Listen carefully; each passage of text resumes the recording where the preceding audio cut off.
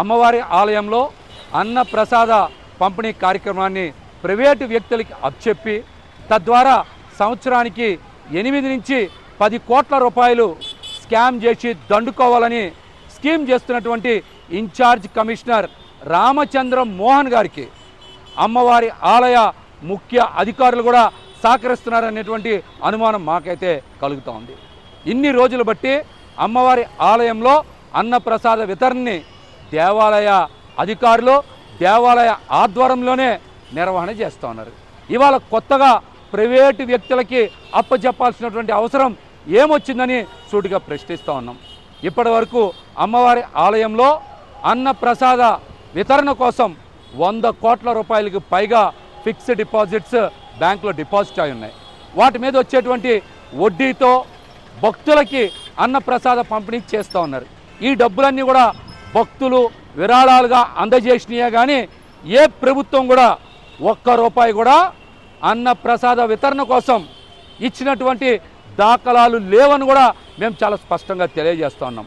ఇప్పటి వరకు అమ్మవారి ఆలయం ప్రతిరోజు 10,000 మందికి ఉచిత అన్నప్రసాద పంపిణీ చేస్తూ ఉంటుంది.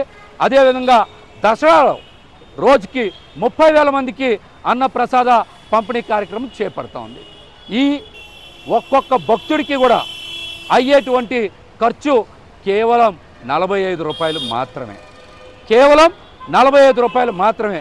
కానీ ప్రస్తుతం ఇన్ఛార్జ్ కమిషనర్ రామచంద్ర మోహన్ అన్నప్రసాద వితరణ కోసం ఈ రోజున ఇస్కాన్ వారికి మెషినరీ ఏదో తీసుకోవాలని, తద్వారా ఆహార పదార్థాలు తయారు చేయాలని, అందుకు అవసరమయ్యేటువంటి మెషినరీకి 1,95 రూపాయలు ఇస్కాన్ వారికి చెల్లించాలని ఈ రోజున ఆర్డర్లు జారీ చేస్తూ ఉన్నారు. ఇస్కాన్ వారు అమ్మవారి ఆలయానికి సేవ చేస్తూ ఉన్నారా, లేకపోతే వ్యాపారం చేస్తున్నారనేటువంటి అంశాన్ని ముందు మీరు స్పష్టం చేయాలి. మెషినరీ కొనుగోలు చేయడానికి 1,95 రూపాయలకి మీరు వాళ్ళకి నేరుగా ఆర్డర్ ఇచ్చే బదులు టెండర్ పిలిచినా దేశవ్యాప్తంగా అనేక మంది సంస్థలు వచ్చేవాళ్ళు, అంతకు మించి చాలా సమర్థవంతమైనటువంటి మెషినరీని అందజేసేవాళ్ళు, లేకపోతే కొంతమంది ఉచితంగా అన్న అమ్మవారి ఆలయానికి అన్నప్రసాద వితరణ కోసం మెషినరీని అందజేసేవాళ్ళు. కానీ ఏమి పరిగణలోకి తీసుకోకుండా ఇస్కాన్ వాళ్ళకి అనేక నిబంధనలు పెట్టి అందజేయాల్సినటువంటి అవసరం ఏమొచ్చిందని అమ్మవారి ఆలయ ఈవో సీనానాయక్ గారిని, అదేవిధంగా ఎండోమెంట్ కమిషనర్ రామచంద్ర మోహన్ గారిని ప్రశ్నిస్తూ ఉన్నా. అందులో మెలిక లేదా? ఇస్కాన్ వారు ఈ రోజున ఆలయానికి ఆహార పదార్థాలు తయారు చేయడానికి యంత్రాలని సరఫరా చేయడానికి 1,95 లక్షల రూపాయలు డిమాండ్ చేయడంతో పాటుగా యంత్రాల నిర్వహణ కనుక సరిగ్గా చేయలేకపోతే వాళ్ళే వచ్చి ఇక్కడ అన్నప్రసాద పంపిణీ చేస్తాం, అందుకు ఒక్కొక్క భక్తుడికి 65 రూపాయలు చెల్లించాలనే నిబంధన పెట్టిన మాట వాస్తవమా కాదా మీరు సమాధానం చెప్పాలి. ఇప్పటి వరకు అమ్మవారి ఆలయంలో ఒక భక్తుడికి అన్నప్రసాద పంపిణీకి అయ్యే ఖర్చు 45 రూపాయలే కదా. మరి ఇస్కాన్ వాళ్ళకి 65 రూపాయలు చెల్లించాలనేటువంటి నిబంధన దేనికోసం? రోజుకి 10,000 మంది భక్తులకి 65 రూపాయలకి అన్నప్రసాదం పంపిణీ చేస్తే ఒక రోజుకి ఆలయానికి 2 లక్షల రూపాయల అదనం భారం పడుతుంది. అంటే నెలకి 60 లక్షలు, సంవత్సరానికి సుమారు 7.5 నుంచి 8 కోట్ల రూపాయల అదనం భారం పడుతుంది. ప్రైవేటు వ్యక్తులకి అప్పగించాల్సిన అవసరం ఏమొచ్చింది? 8 కోట్ల నుంచి 10 కోట్ల రూపాయల డబ్బులు అదనంగా చెల్లించాల్సినటువంటి అవసరం ఏమొచ్చింది అని నేను సూటిగా endowment commissioner, incharge commissioner Ramachandra మోహన్ని ప్రశ్నిస్తా ఉన్నా. అసలు మీరెవరో అమ్మవారి సొమ్ముని ఇష్టానుసారం దుబారా చేయడానికి, దోచిపెట్టడానికి? చెప్పండి.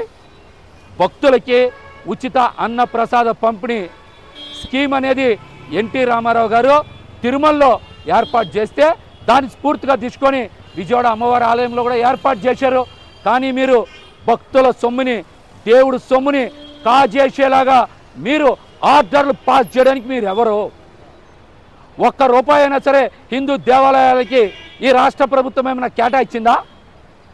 మీరు సూటిగా సమాధానం చెప్పాలి.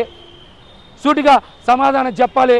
అమ్మ సొమ్ముని ఇంతకుముందు కూడా శానిటేషన్ కాంట్రాక్ట్ భాస్కర్ నాయుడు గారికి సంవత్సరానికి 3.5 కోట్ల రూపాయలు అదనపు చెల్లింపులు పెట్టుకునేదానికి కూడా అవకాశం ఇచ్చారు. అంతకుముందు ఒక 3 కోట్లు, ఆ తర్వాత 3.5 కోట్లు.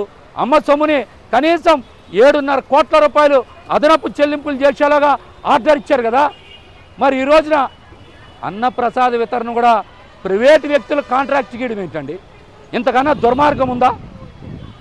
ఒక్కసారి మీరు అమ్మవారి ఆలయానికి వచ్చి ఉచిత అన్నప్రసాదాన్ని స్వీకరిస్తే ఎంత నాణ్యంగా ఉంటుంది.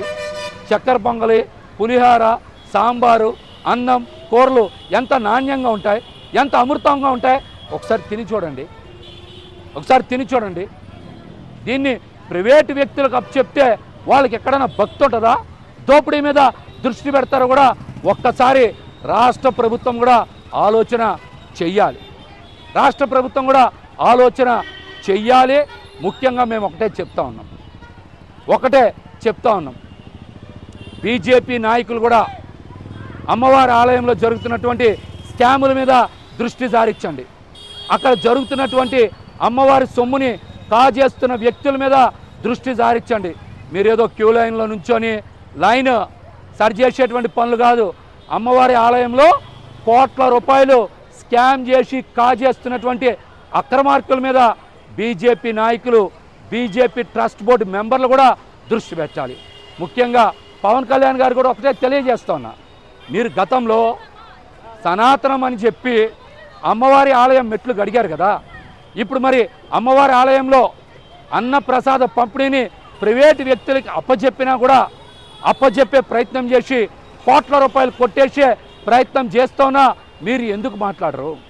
మీ జనసేన పార్టీ ఎందుకు ఇట్లాంటి అంశాలని ఖండించదని పవన్ కళ్యాణ్ గారిని కూడా సూటిగా ప్రశ్నిస్తా.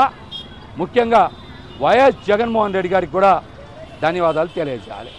గతంలో వారు అధికారంలో ఉండగా అమ్మవారి ఆలయ అభివృద్ధి కోసం 70 కోట్ల రూపాయల నిధులు మంజూరు చేయబట్టే ఈ రోజున అమ్మవారి ఆలయంలో అన్నప్రసాదం హాల్ కానీ, అదేవిధంగా ప్రసాదాల మరి పోటు కానీ తయారైంది. అవన్నీ కూడా వైఎస్ జగన్మోహన్ రెడ్డి గారు అమ్మవారి ఆలయ అభివృద్ధి కోసం మరి మంజూరు చేసిన నిధుల ద్వారానే ఆ అభివృద్ధి అంతా కూడా జరిగింది. ఈరోజు కూడా నేను అన్నప్రసాదాన్ని స్వీకరిస్తే మరి ఎంతో గొప్ప అనుభూతి, ఆ నాణ్యత, ఆ భక్తి అక్కడ సేవ చేసేటువంటి ప్రతి ఒక్కరిలో కూడా కనబడిందనే విషయాన్ని కూడా స్పష్టంగా తెలియజేస్తా. కూటమి ప్రభుత్వం తక్షణమే అమ్మవారి ఆలయంలో అన్నప్రసాద పంపిణీని ప్రైవేటు వ్యక్తులకి అప్పగించేటువంటి బాధ్యతని తక్షణమే విరమించుకోవాలి. లేదంటే హిందూ భక్తుల కోపానికి మీరు గురికాక తప్పదని కూడా హెచ్చరిస్తా ఉన్నా.